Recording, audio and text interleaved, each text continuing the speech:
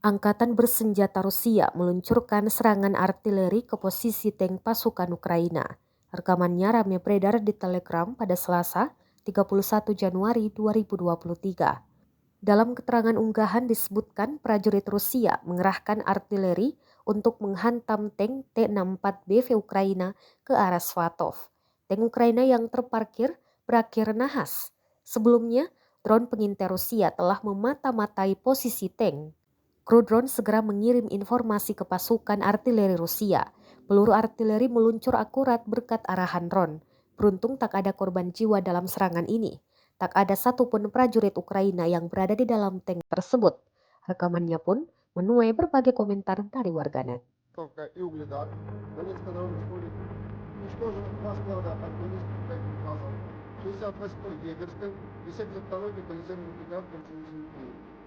По сути, нанесено поражение 103 активистов подразделений.